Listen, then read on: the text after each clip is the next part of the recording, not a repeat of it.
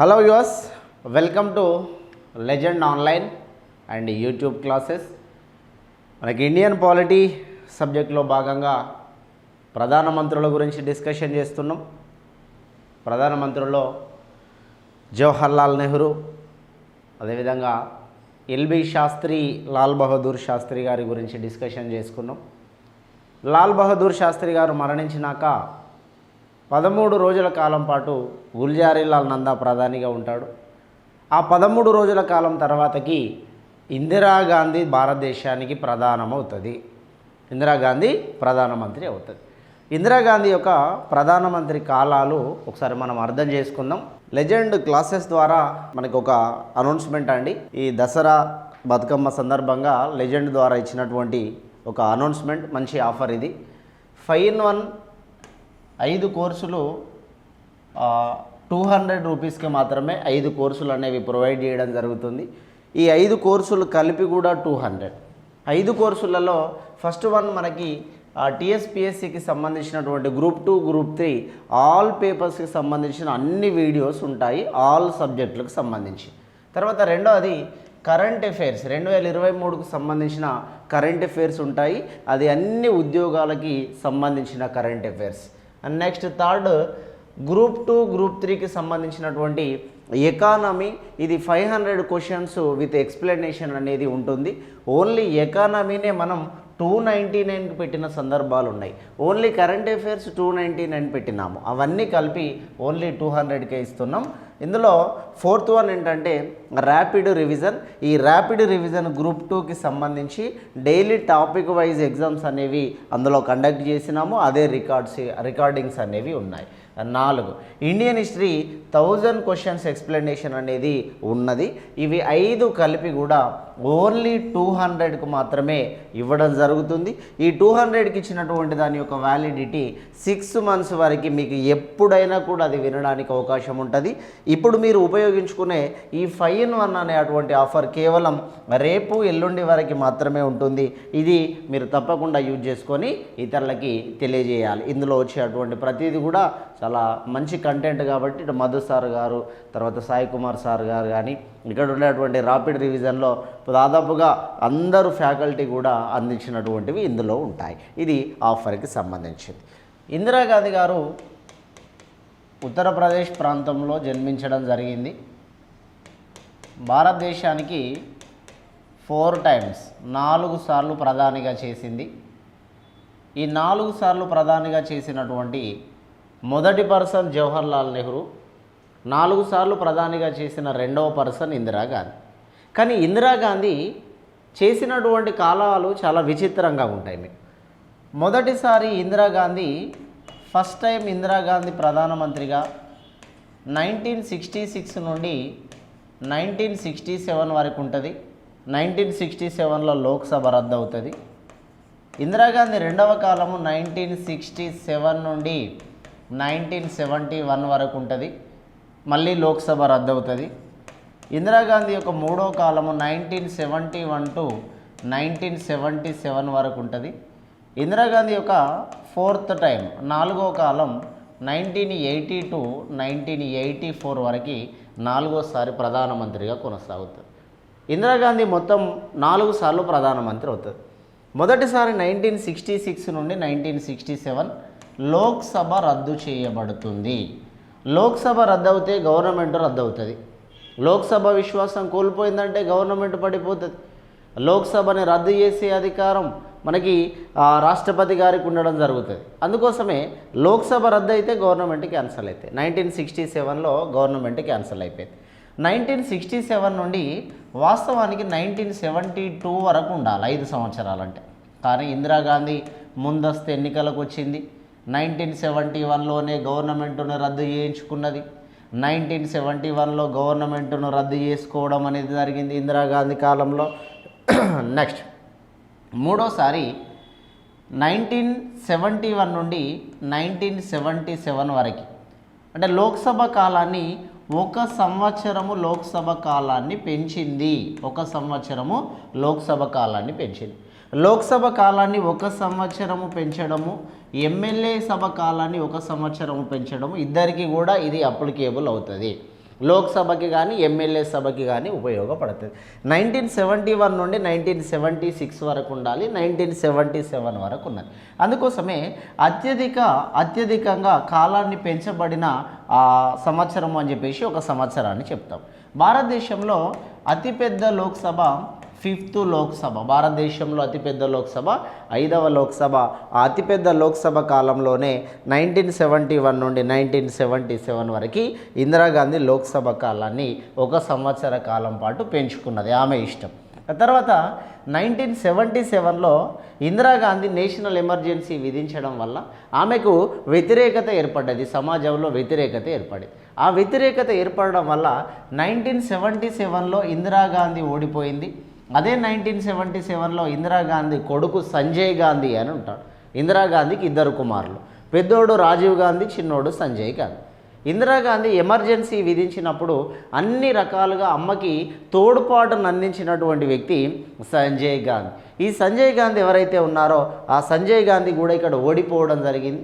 National emergency విధించినప్పుడు చాలా అరాచకాలు చేశారు, ఇటు అమ్మ కానీ కొడుకు కానీ చాలా అరాచకాలు చేశారు. ఇంకా ఈ సంజయ్ గాంధీ గారికి చాలా విచిత్రమైన ఆలోచన వచ్చింది. సంజయ్ గాంధీ విచిత్రమైన ఆలోచన చేశారు. ఎందుకు?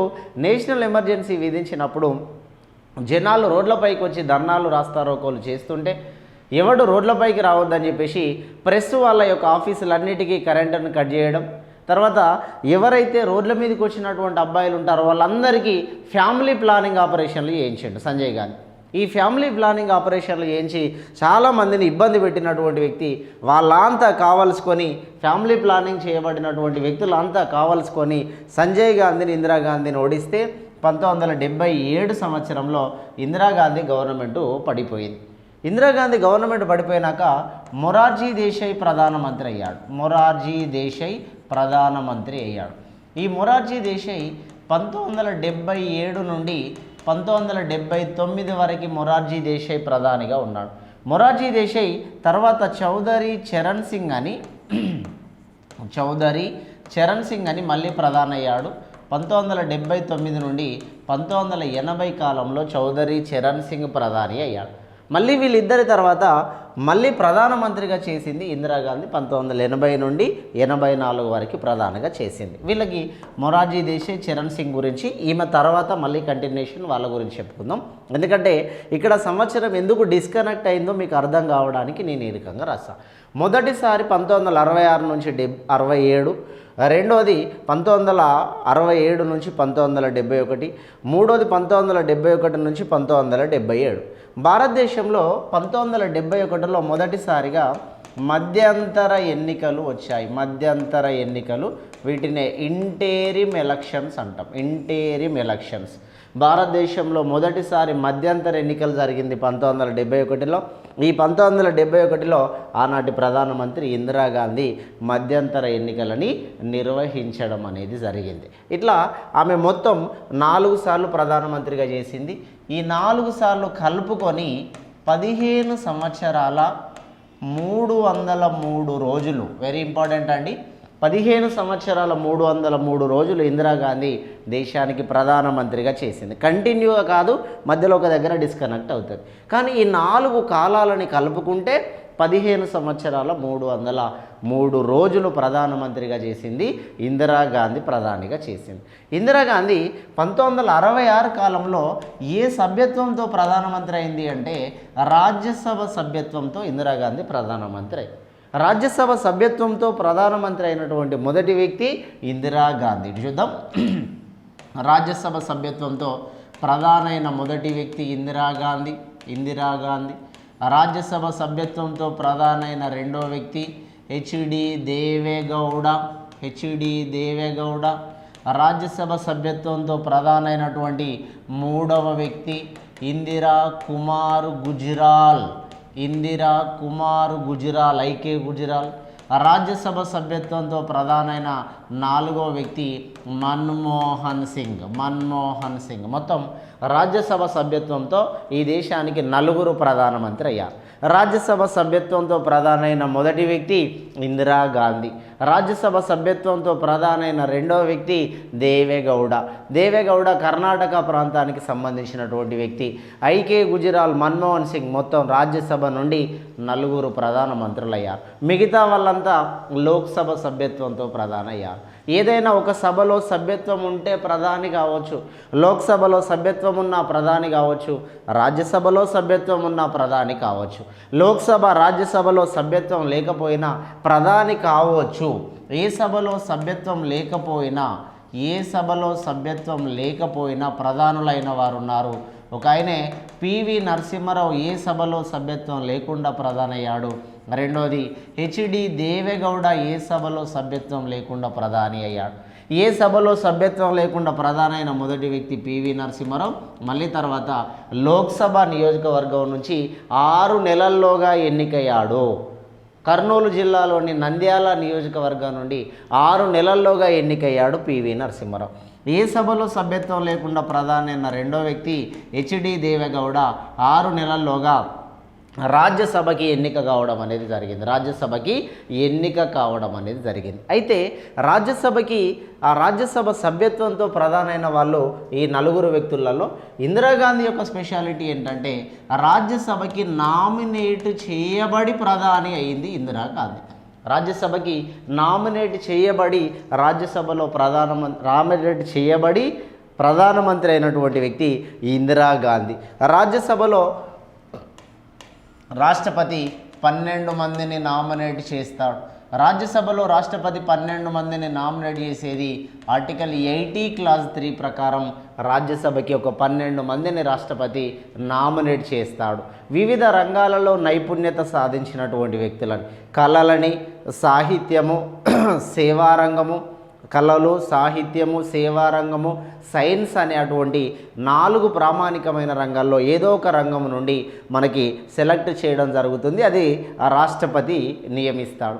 ఆ 12 మందిలో ఒక పర్సన్గా ఇందిరాగాంధీ సేవారంగము నుంచి ఎన్నికై, ఆ సేవారంగము నుండి ఎన్నికైన తర్వాత ఆ సేవారంగము నుండి ఎన్నికయ్యి ఆమె 1966లో అదే 66లో లాల్ బహదూర్ శాస్త్రి చనిపోతాడు.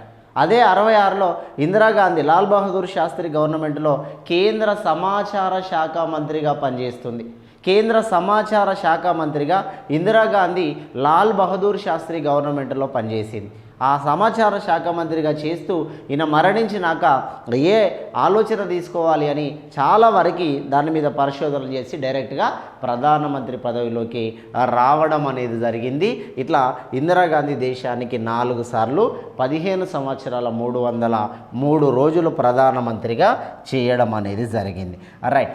భారతదేశానికి తొలి మహిళ అనాలి, ఫస్ట్ ఉమెన్ ప్రైమ్ మినిస్టర్, తొలి మహిళా ప్రధానమంత్రి ఇందిరాగాంధీ అయింది. భారతదేశానికి తొలి మహిళా ప్రధానమంత్రి.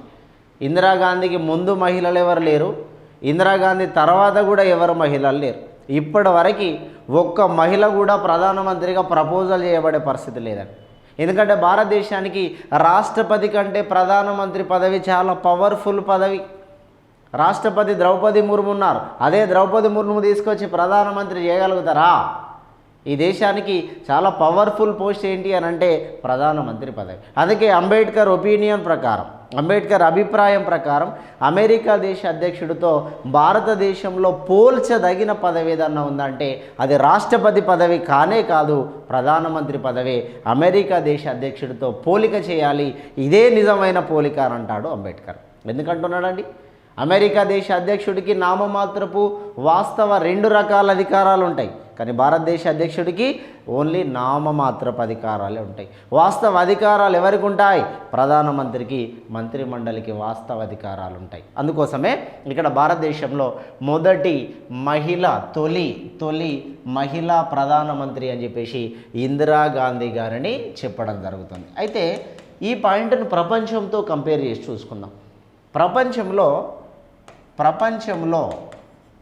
ఫస్ట్ ఉమెన్ పిఎం, ప్రపంచంలోనే మొదటి మహిళా పిఎం ఎవరయ్యారు అనే పేరుని కనుక మనం చూసినట్టయితే ప్రపంచంలోనే మొదటి మహిళా పిఎం సిరిమావో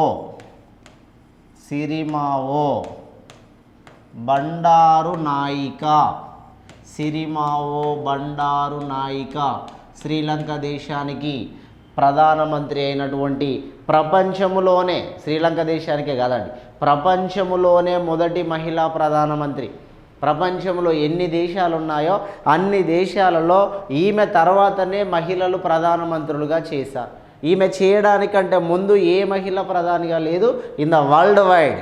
అందుకోసమే ప్రపంచంలో మొదటి మహిళా ప్రధానమంత్రి సిరిమావో బండారు నాయిక. ఈమె శ్రీలంక దేశానికి అధ్యక్షురాలుగా చేసింది. తర్వాత ప్రపంచంలోనే మొదటి ముస్లిం ప్రధానమంత్రి, ప్రపంచంలోనే మొదటి ముస్లిం ప్రధానమంత్రి జుల్ఫికర్ బెనజీర్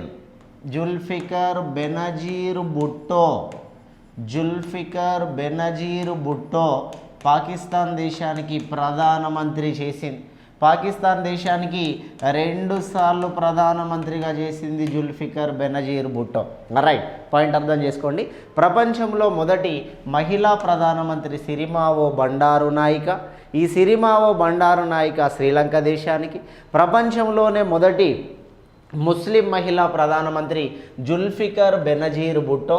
అదేవిధంగా భారతదేశానికి తొలి మహిళా ప్రధానమంత్రి మనకి శ్రీమతి ఇందిరాగాంధీ, భారతదేశానికి మొదటి మహిళా ప్రధానమంత్రి. భారతదేశంలో మొదటి మహిళా ఆర్థిక శాఖ మంత్రి కూడా, మొదటి మహిళా ఆర్థిక శాఖ మంత్రి ఇందిరాగాంధీ గారు. ఆర్థిక శాఖ మంత్రి ఇందిరాగాంధీ. ప్రపంచంలోనే ఎక్కువ కాలము ప్రధానమంత్రిగా కొనసాగిన మహిళ ఇందిరాగాంధీ. ప్రపంచంలోనే ఎక్కువ కాలం ప్రధానమంత్రిగా కొనసాగిన మహిళ ఇందిరాగాంధీ అని చెప్పడానికి మనకి అవకాశం ఉంది. ఇందిరాగాంధీ ఆమె ప్రధానిగా కొనసాగుతూనే పిఎం పదవిలోనే ఆర్థిక శాఖ మంత్రి, రక్షణ శాఖ, విదేశీ వ్యవహారాలు అంటే విదేశాంగ శాఖ అని అంటాం. అదే మనకి ఎల్బి శాస్త్రి పీరియడ్లో సమాచార శాఖగా బాధ్యతలు నిర్వర్తించడం జరిగింది. ఆర్థిక శాఖ, రక్షణ శాఖ, విదేశాంగ శాఖ, ప్రధానమంత్రి పదవిలో కొనసాగుతూనే ఆ పదవిలో కూడా చేసినటువంటి వ్యక్తి. సమాచార శాఖ ఏదైతే ఉందో లాల్ బహదూర్ శాస్త్రి కాలంలో ఆ సమాచార శాఖకు సంబంధించినటువంటి పదవిని నిర్వర్తించినటువంటి వ్యక్తి శ్రీమతి ఇందిరాగాంధీ గారు. దీనిని నిర్వర్తించడం అనేది జరిగింది. ఇందిరాగాంధీ గారి కాలంలో జరిగిన మరికొన్ని ముఖ్యమైనటువంటి అంశాలని మనం దీంట్లో అబ్జర్వ్ చేద్దాం. ఇందిరాగాంధీ లోక్సభ కాలాన్ని, ఇప్పుడు నేను ప్రీవియస్లో చెప్పినట్టుగా లోక్సభ అండ్ ఎమ్మెల్యే సభల కాలాన్ని 5 సంవత్సరాల నుండి 6 సంవత్సరాలకి పొడిగించింది, అంటే పెంచింది. వాస్తవానికి లోక్సభ కాలము, ఎమ్మెల్యే సభల యొక్క కాల పరిమితి 5 సంవత్సరాలే. మరి ఇప్పుడు కూడా 5 సంవత్సరాలే ఉంది కదా సార్. ఆమె 5 నుండి 6 సంవత్సరాలకు పెంచితే మొరార్జీ దేశాయ్ వచ్చినాక 6 సంవత్సరాల నుండి 5 సంవత్సరాలు తగ్గించాడు. ఈయనేమో పెంచుకున్నాడు, ఆయనేమో తగ్గించుకున్నాడు. ఈమె పెంచడం, ఆయన తగ్గించడం, ఈమె పొరపాటు చేయడం, ఆయన సెటరైట్ చేయడం, మొత్తం అంతా కూడా ఈమె చేసిన అన్ని సెటరైట్ చేసుకుంటూ రావడానికి మొరార్జీ దేశాయ్కి ఈ రాజకీయాలంటే విరక్తి కలిగి తనంతట తాను రాజీనామా చేసి పిచ్చి లేచే పరిస్థితికి వచ్చాడు. అట్లా చేసింది, మెంటల్ టార్చర్ చేసింది ఇందిరాగాంధీ కాలంలో. అలాంటి పరిస్థితులు జరిగినాయి. లోక్సభ ఎమ్మెల్యేల కాలాన్ని 5 నుంచి 6 సంవత్సరాలకు పెంచితే మొరార్జీ దేశాయ్ వచ్చిన తర్వాత మళ్ళీ 6 సంవత్సరాల నుండి 5 సంవత్సరాలకి మొరార్జీ దేశాయ్ వచ్చినాక తగ్గించుకోవడం అనేది జరిగింది. తర్వాత న్యాయస్థానాలకి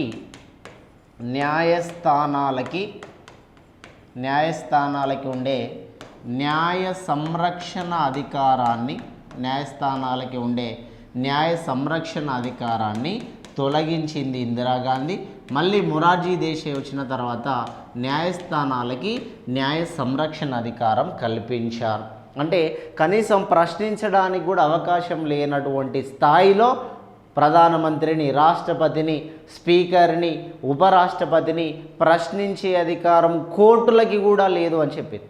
ప్రధానమంత్రి, రాష్ట్రపతి, ఉపరాష్ట్రపతి, స్పీకర్ని ప్రశ్నించే అధికారం కోర్టులకి కూడా లేదు అని ఆ ఆర్డర్. ఎంత ధైర్యం ఉంటే ఈ ఆర్డర్ తీసుకురావాలండి? ఆర్డర్ తీసుకురావాలంటే, దానికోసం ఆర్డినెన్స్లు చేయాలంటే ఎంత సాహసోపేతమైన నిర్ణయం అది. అయినప్పటికీ ఇందిరాగాంధీ ఎక్కడ భయపడకుండా నచ్చినటువంటి పద్ధతులలో తీర్మానాలు చేసుకున్నది. న్యాయస్థానాలు మమ్మల్ని అడగడానికి కూడా అధికారం లేదు అన్నట్టుగా న్యాయస్థానాలకు అధికారమే లేకుండా చేసింది ఇందిరాగాంధీ. మొత్తం ఇందిరాగాంధీ కాలంలో 59 సార్లు రాజ్యాంగ సవరణలు చేసింది. ఇప్పటి వరకు ఇండియన్ కాన్స్టిట్యూషన్ ప్రకారం 128 రాజ్యాంగ సవరణ బిల్లులు వచ్చాయి. అదేవిధంగా భారత రాజ్యంలో 106వ రాజ్యాంగ సవరణ చట్టాలు వచ్చినాయి. ఇప్పటి వరకు 2023 వరకు 128 బిల్లులు, 106 రాజ్యాంగ సవరణ చట్టము, 128వ బిల్లు కానీ, 106వ రాజ్యాంగ సవరణ చట్టం కానీ మహిళా రిజర్వేషన్ గురించి తెలియజేస్తాం. మహిళా రిజర్వేషన్ 33%. ఇందులో భాగంగా 106వ రాజ్యాంగ సవరణ చట్టము 2023లో ఇది చట్టంగా మారింది. రాష్ట్రపతి సైన్ కూడా చేయడం జరిగింది. 59 సార్లు రాజ్యాంగాన్ని సవరణ చేసింది ఒకతే. ఆమె కాలంలోనే 59 సార్లు రాజ్యాంగాన్ని సవరణ చేస్తే ఎక్కువ అంశాలు ఏ సవరణ ప్రకారం జరిగినాయి అంటే 42వ రాజ్యాంగ సవరణ 1976 ప్రకారం ఎక్కువ అంశాలలో మార్పు చేయడం జరిగింది. ఎక్కువ అంశాలలో మార్పు చేశారు కాబట్టి ఇదే 42వ రాజ్యాంగ సవరణని mini constitution, mini constitution, mini రాజ్యాంగము, మినీ కాన్స్టిట్యూషన్, మినీ రాజ్యాంగము అని 42వ రాజ్యాంగ సవరణ అని పిలుస్తాం. అదే ఇందిరాగాంధీ కాలంలో 50 సార్లు రాష్ట్రపతి పాలన విధించింది. 50 సార్లు రాష్ట్రపతి పాలన నచ్చినట్టుగా పరిపాలన చేసుకున్నది. రాష్ట్రపతి పాలన 50 సార్లు విధించింది ఇందిరాగాంధీ. అత్యధికంగా గవర్నర్స్ని కానీ లెఫ్టినెంట్ గవర్నర్లని కానీ మార్పు చేసుకున్నది ఇందిరాగాంధీ. ఇందిరాగాంధీ కాలంలో ఎక్కువ గవర్నర్లని, లెఫ్టినెంట్ గవర్నర్లని ఇందిరాగాంధీ మార్పు చేసుకోవడం అనేది జరిగింది. మరి ఇందిరాగాంధీ కాలంలో ఈ అన్ని అంశాలు ఎంత దారుణమైనటువంటి డెసిషన్స్ తీసుకున్నది ఇందిరాగాంధీ. ఆమెకు అనుకూలమైనటువంటి నిర్ణయాలు, రాజ్యాంగాన్ని ఆమెకు నచ్చినట్టుగా వాడుకున్నది. రాజ్యాంగంలో ఆమెకు నచ్చినటువంటి పాయింట్స్ తీర్చింది 42వ రాజ్యాంగ సవరణ ప్రకారం. ఎందుకంటే రాజ్యాంగాన్ని సవరించాలంటే లోక్సభ రాజ్యసభలో మెజారిటీ ఉంటే సరిపోతుంది. ఆమె ప్రధానిగా ఉన్నప్పుడు లోక్సభ రాజ్యసభలో ఎంతో కొంత ఆమెకి ఫేవరబుల్ మెజారిటీ ఉంటుంది కాబట్టి ఇన్ని రకాల అంశాలని సవరణ చేసుకుంటూ వచ్చింది ఇందిరాగాంధీ కాలంలో. రైట్, మరికొన్ని అంశాలను చూద్దాం. ఇందిరాగాంధీ 1969 సంవత్సరంలో 14 బ్యాంక్స్ నేషనలైజేషన్, 14 బ్యాంకులని జాతీయీకరణ అంటాం. 14 బ్యాంకులని జాతీయం చేసింది ఇందిరాగాంధీ. ఈ 14 బ్యాంకులని జాతీయం చేసింది 1969 సంవత్సరంలో 14 బ్యాంకులను జాతీయం చేసింది. గవర్నమెంటైజేషన్ అయిపోయినాయి 14 బ్యాంక్స్ అన్ని. 1970 కాలంలో రాజభరణాల రద్దు, అబాలిషన్ ఆఫ్ టైటిల్స్ అంటాం. అబాలిషన్ ఆఫ్ టైటిల్స్, రాజభరణాల రద్దు. ఈ రాజభరణాల రద్దు కోసం 1971లో 26th కాన్స్టిట్యూషనల్ అమెండ్మెంట్ యాక్ట్ అనేది తీసుకొచ్చారు. రాజ్యాంగ సవరణ 26వ రాజ్యాంగ సవరణ 1971 ప్రకారం రాజభరణాలను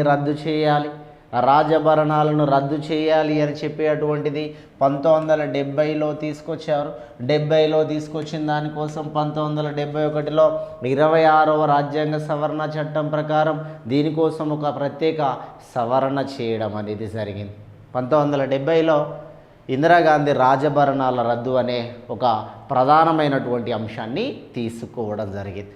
1971 కాలంలో చూద్దాం ఆమె ఎన్ని అంశాలలో మార్పు చేసింది అనేది చూసుకుంటూ వద్దాం. 1971 కాలంలో ఇందిరాగాంధీ గరీబీ హటావో, నేను ఇంతకుముందు ఒక దగ్గర చెప్పాను, గరీబీ హటావో, ఇక్కడే అన్యాయ్ హటావో, ఈ పాయింట్ కూడా రాసుకోవచ్చండి. గరీబీ హటావో, అన్యాయ్ హటావో, పేదరికాన్ని నిర్మూలించాలి, అన్యాయాన్ని నిర్మూలించాలి అనే లక్ష్యంతో 1971లో ఇందిరాగాంధీ ఈ నినాదాన్ని ఇచ్చింది. ఈ నినాదం ఇచ్చినటువంటి ఇదే సంవత్సరంలో 1971లో ఇందిరాగాంధీకి భారతరత్న అవార్డు రావడం అనేది జరిగింది. గరీబీ హటావో, అన్యాయ హటావో అని ఇందిరాగాంధీ అంటే, ప్రతిపక్ష పార్టీలన్నీ కలిసి ఇందిరాగాంధీ కా హటావో దేశ్ కా బచావో అని చెప్పేసి ప్రతిపక్షాలు. చాలా గమ్మత్తుగా విచిత్రంగా ఉంటాయి రాజకీయాలు. ఈమెమో పేదరికాన్ని అన్యాయాన్ని నిర్మూలించాలని ఈమె చెప్తే, అసలు ఇందిరాగాంధీని నిర్మూలించాలి దేశం బాగుపడుతుంది అని చెప్పేసి ప్రతిపక్ష పార్టీ వాళ్ళు అలాంటి నిర్ణయాలని, అట్లాంటి విధానాలని ఈ దేశంలో పాటించడం అనేది జరిగింది. 1971లో భారతరత్న అవార్డు పొందింది. భారతరత్న అవార్డు పొందినటువంటి ఫస్ట్ ఉమెన్, భారతరత్న అవార్డు పొందిన మొదటి మహిళ ఎవరండి అని అంటే ఇందిరాగాంధీ. మొదటి మహిళ, భారతరత్న అవార్డును పొందిన మొదటి మహిళ ఇందిరాగాంధీ గారి కాలంలో ఇందిరాగాంధీకి రావడం అనేది జరిగింది. ఇప్పటివరకు భారతదేశంలో 48 మందికి భారతరత్న ఇవ్వడం అనేది జరిగింది. Right, next point.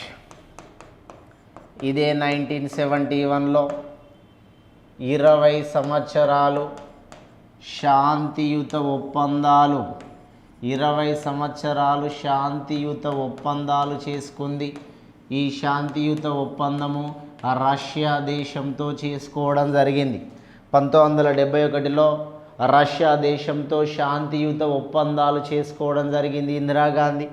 ఇదే 1971లో భారతరత్న, ఇదే 1971లో గరీబీ హటావో అన్యాయ్ హటావో, ఇదే 1971లో ప్రతిపక్షాలు ఇందిరాగాంధీ కా బచావో హటావో దేశ్ కా బచావో, ఇదే 1971లో భారతదేశంలో మొదటిసారి మధ్యంతర ఎన్నికలు రావడం అనేది జరిగింది.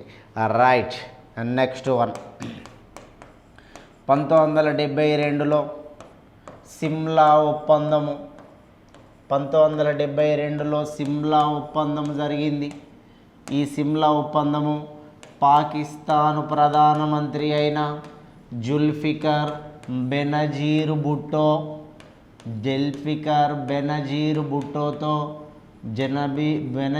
భుట్టోతో పాకిస్తాన్ దేశానికి ప్రధానమంత్రి అయిన జుల్ఫికర్ బెనజీర్ భుట్టో, ఈమెనే మొదటి ముస్లిం ప్రధానమంత్రి, ప్రపంచంలోనే మొదటి ముస్లిం ప్రధానమంత్రి జుల్ఫికర్ బెనజీర్ భుట్టో. ఈ జుల్ఫికర్ బెనజీర్ భుట్టోతో సిమ్లా ఒప్పందం జరిగింది. సిమ్లా ఒప్పందం జరగడానికి ప్రధాన కారణం, రీజన్ చూద్దామండి. రీజన్ లేకుండా పాయింట్ అర్థం చేసుకోవడానికి లేదు. ఈ రీజన్లో భాగంగా 1971 నుండి 1977 వరకు భారతదేశానికి పాకిస్తాన్కి మధ్య యుద్ధం జరిగింది. భారతదేశం పాకిస్తాన్కి మధ్య యుద్ధం జరిగింది 1971తో స్టార్ట్ అయ్యి 1977 వరకు జరిగింది. ఎల్బీ శాస్త్రి కాలంలో 1965లో పాకిస్తాన్తో యుద్ధం జరిగింది. ఇండో పాక్ వార్ అని మాట్లాడుకున్నాం. 1971లో ఇండియాకి పాకిస్తాన్కి యుద్ధం జరిగితే, ఇదే 1971లో భారతదేశంలో నేషనల్ ఎమర్జెన్సీ వచ్చింది. భారతదేశంలో జాతీయ అత్యవసర పరిస్థితి విధించాల్సి వచ్చింది 1971లో.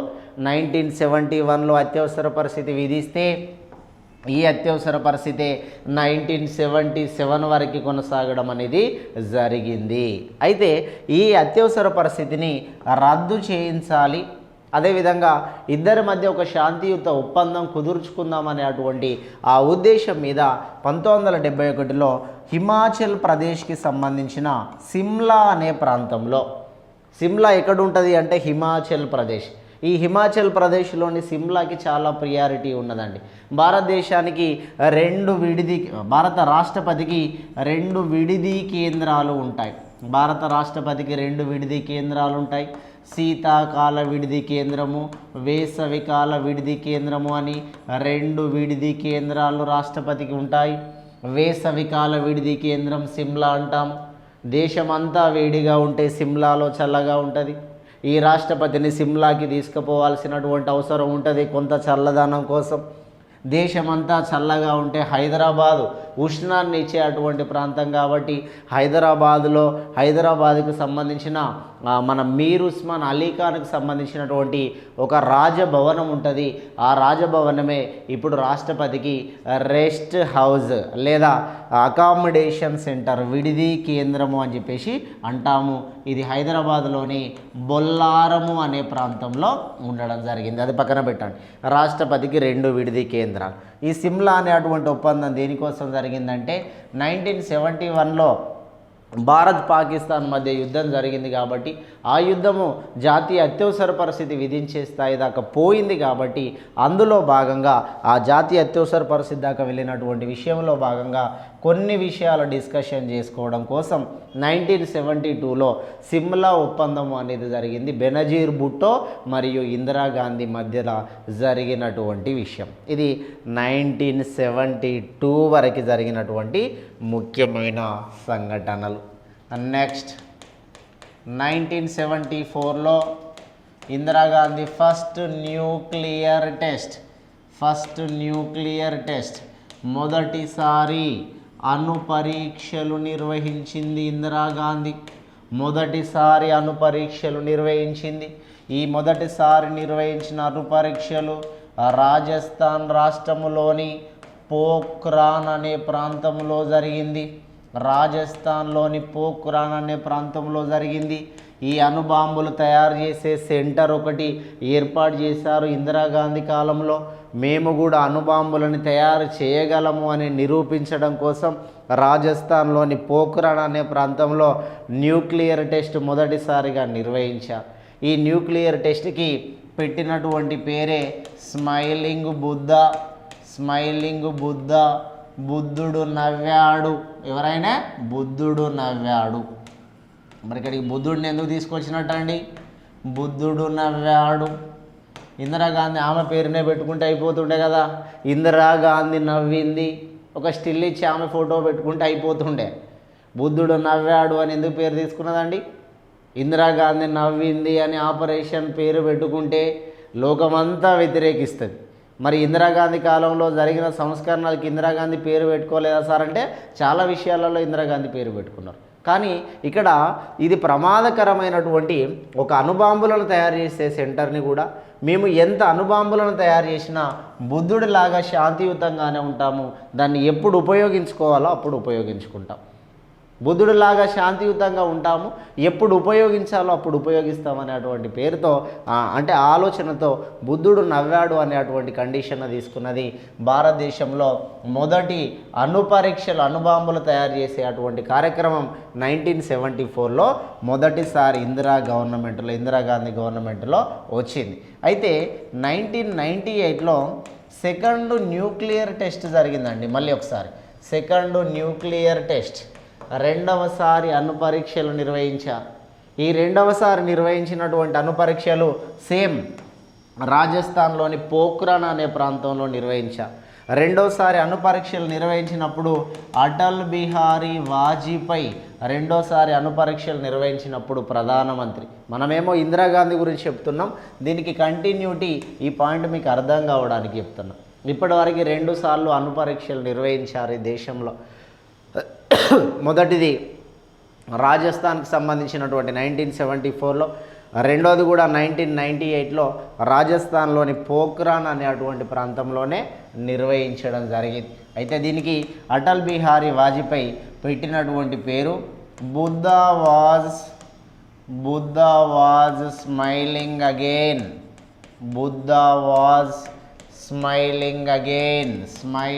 అగైన్, బుద్ధుడు మళ్ళీ నవ్వాడు అనే పేరు పెట్టారు అటల్ బిహారీ వాజ్పేయి. ఎందుకంటే బుద్ధుడి పేరు కంటిన్యూషన్ కోసం మేము శాంతియుతంగానే ఉంటాము అని పేరు పెట్టారు. బుద్ధుడు నవ్వాడు అని ఇందిరాగాంధీ పెట్టింది, బుద్ధుడు మళ్ళీ నవ్వాడు అని వాజ్పేయి పెట్టిండు. ఒకసారి అదే మళ్ళీ ఇప్పుడు నరేంద్ర మోడీ కాలంలోనో లేదా మళ్ళీ వచ్చే ఎలక్షన్లో ఎవరు ప్రధానమంత్రి అవుతారో వాళ్ళ ప్రధానమంత్రి కాలంలో మళ్ళీ ఒకసారి ఈ న్యూక్లియర్ టెస్ట్ను కనుక నిర్వహిస్తే ఆ న్యూక్లియర్ టెస్ట్కి ఏ పేరు పెడతారో మనం అనుకునేది మాత్రం బుద్ధుడు మళ్ళీ మళ్ళీ నవ్వాడు అనేది కావచ్చు, లేదా బుద్ధుడు నవ్వుతూనే ఉంటాడు అనేది కావచ్చు. ఇట్లా ఏ పేరైనా పెట్టడానికి అవకాశం. బుద్ధుడు నవ్వాడు, బుద్ధుడు మళ్ళీ నవ్వాడు, బుద్ధుడు మళ్ళీ మళ్ళీ నవ్వుతూ ఉంటాడు, లేదా బుద్ధుడు నిజ జీవిత కాలం నవ్వుతూనే ఉంటాడు. వాళ్ళ ఇష్టం అండి, ఏ పేర్లైనా పెడతారు, వాళ్ళకు పోయేది ఏమున్నది. అణుపరీక్షలు నిర్వహించారు. 1974 వరకు అణుపరీక్షలు నిర్వహించడం జరిగింది. ఈ అణుపరీక్షలు మొదటిసారి ఇందిరాగాంధీ గవర్నమెంట్లో, రెండవసారి వాజ్పేయి గవర్నమెంట్లో తీసుకురావడం జరిగింది. నెక్స్ట్ 1975లో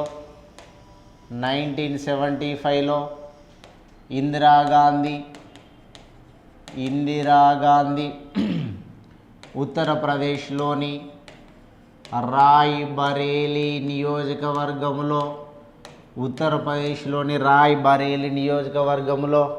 ఇందిరాగాంధీ పోటీ చేసి గెలిచింది.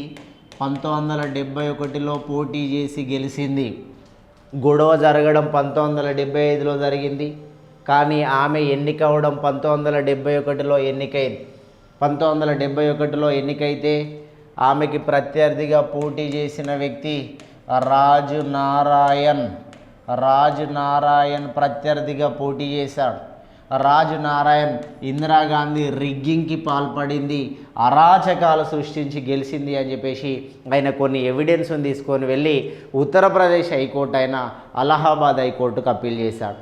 అలహాబాద్ హైకోర్టు దీన్ని పరిశీలించి 1975లో జడ్జిమెంట్ ఇచ్చింది. ఇందిరాగాంధీ నీ ఎన్నిక చెల్లదు, మీరు రాజీనామా చేయాలి, 6 సంవత్సరాల వరకు పోటీ చేయొద్దు అని చెప్పేసి అలహాబాద్ హైకోర్టు జడ్జిమెంట్ ఇచ్చింది. అలహాబాద్ హైకోర్టు జడ్జిమెంట్ ఇస్తే ఈ జడ్జిమెంట్ని సుప్రీంకోర్టులో అప్పీల్ చేసుకున్నది ఇందిరాగాంధీ.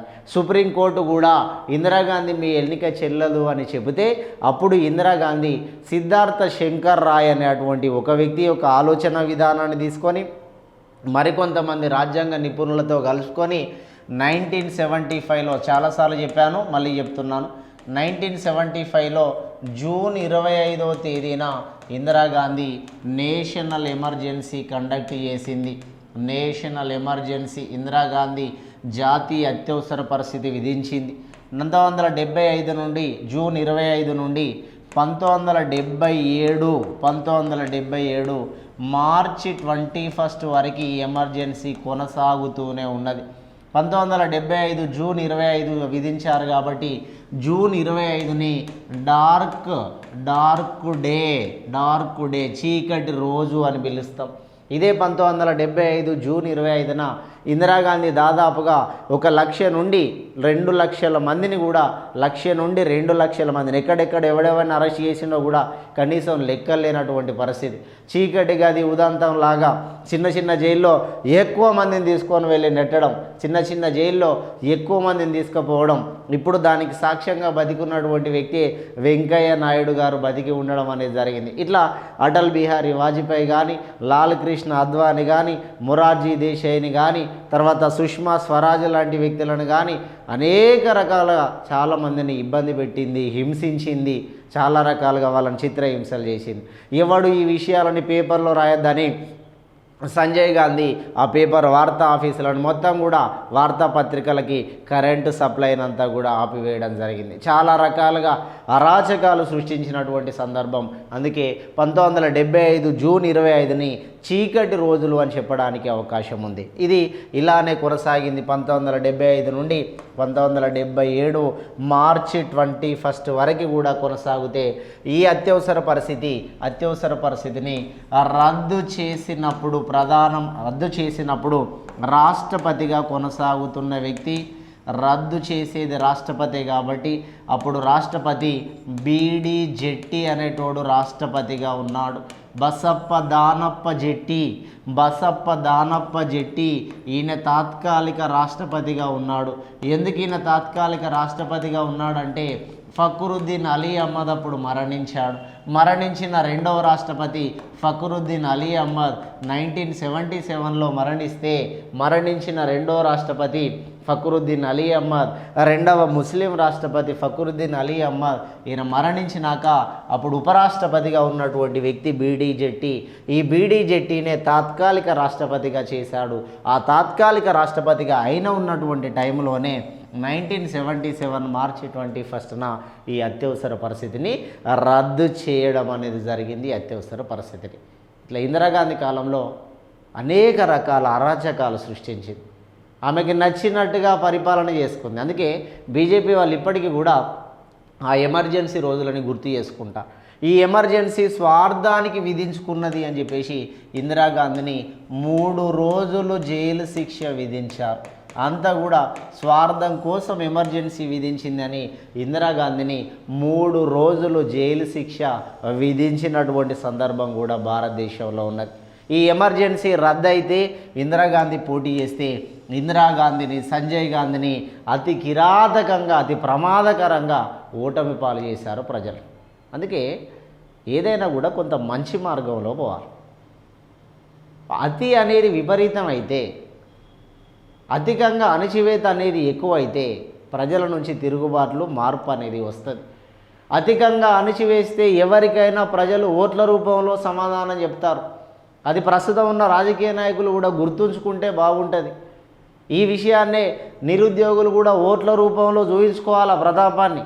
ప్రధానమంత్రి ఇందిరాగాంధీ లాంటి వ్యక్తిని, ఈ దేశాన్ని, ఈ ప్రపంచానికే స్ఫూర్తిదాయకంగా ఒక మహిళా కేటగిరీలో ఉండి ఈ దేశాన్నే గడగడలాడించినటువంటి ఇందిరాగాంధీని ప్రజలు తలుచుకుంటే ఓడించగలిగారు.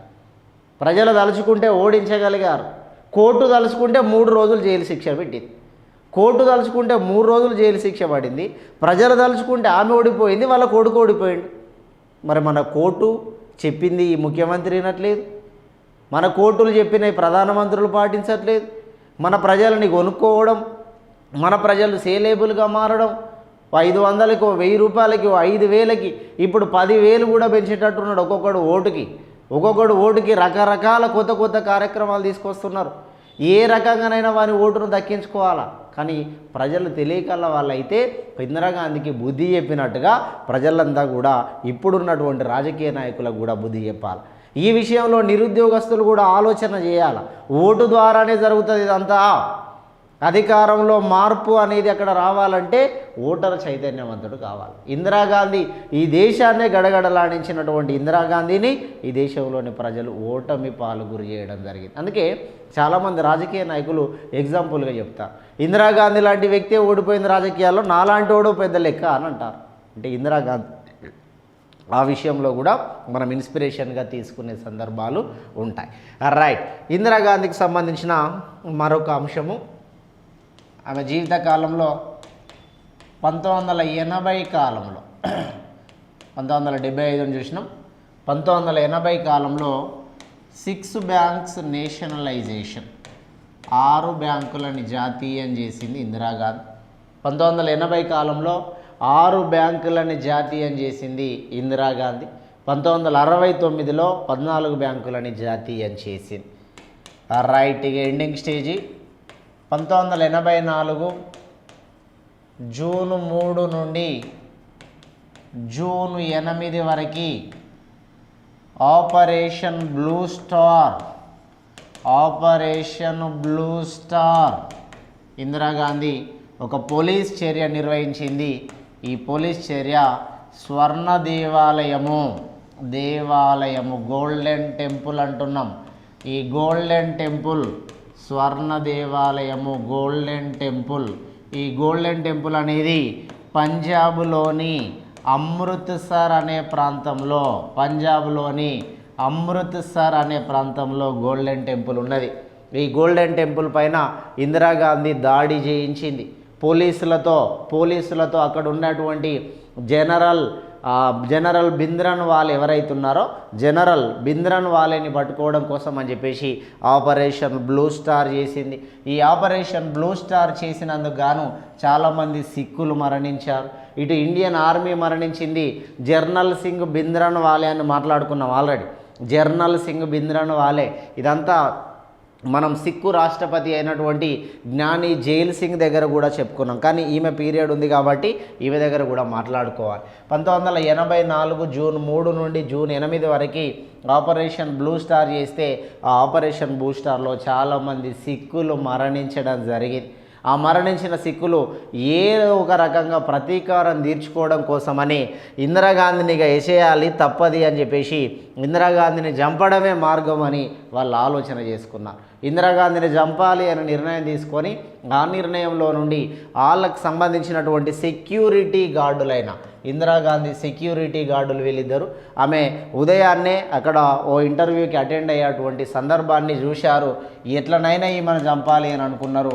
1984 సంవత్సరం అక్టోబర్ 31వ తేదీన 1984 అక్టోబర్ 31వ తేదీన ఇందిరాగాంధీని హత్య చేసి చంపడం అనేది జరిగింది. ఇందిరాగాంధీని హత్య చేసి చంపేశారు. పదవిలో ఉండి చనిపోయిన 3వ ప్రధానమంత్రి ఇందిరాగాంధీ, పదవిలో ఉండి మరణించిన 3వ ప్రధానమంత్రి, పదవిలో ఉండి మరణించిన మొదటి ప్రధానమంత్రి జవహర్లాల్ నెహ్రూ, పదవిలో ఉండి చనిపోయినోడు Jawaharlal Nehru first one.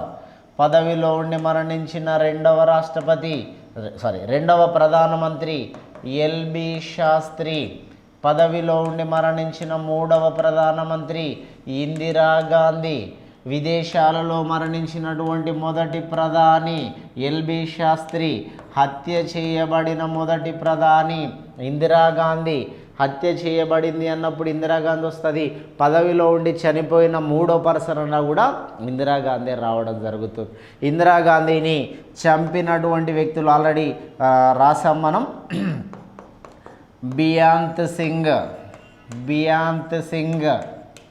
And Satpal Singh అని బియాంత్ సింగ్ అండ్ సత్పాల్ సింగ్ అని ఈ ఇద్దరు సిక్కు వర్గస్తులు ఇందిరాగాంధీని ఎట్లా అయినా చంపాలి అని నిర్ణయం తీసుకొని ఆ నిర్ణయం తీసుకున్నటువంటి ఇద్దరు వ్యక్తులు ఇందిరాగాంధీని కాల్చి చంపేశారు.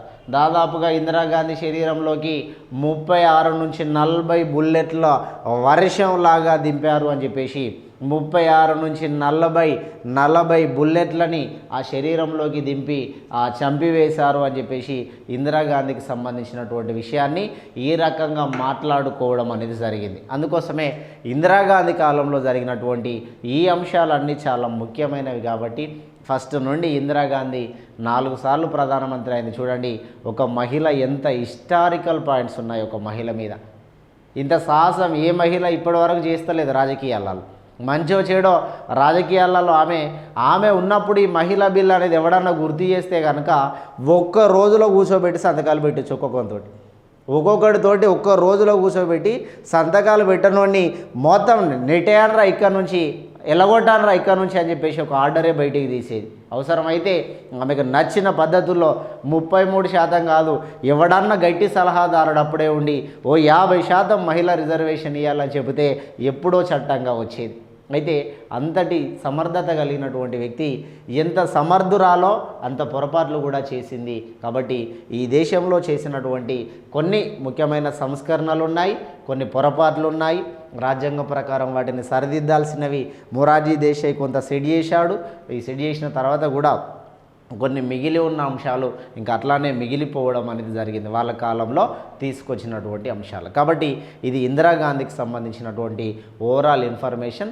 ఎంత గుర్తుంచుకుంటే అంత మంచిది. ఇందిరాగాంధీకి సంబంధించి ఇన్ని ప్రధానమైనటువంటి పాయింట్స్ని ఆమె పైన మనం డిస్కషన్ చేసుకోవడం జరిగింది.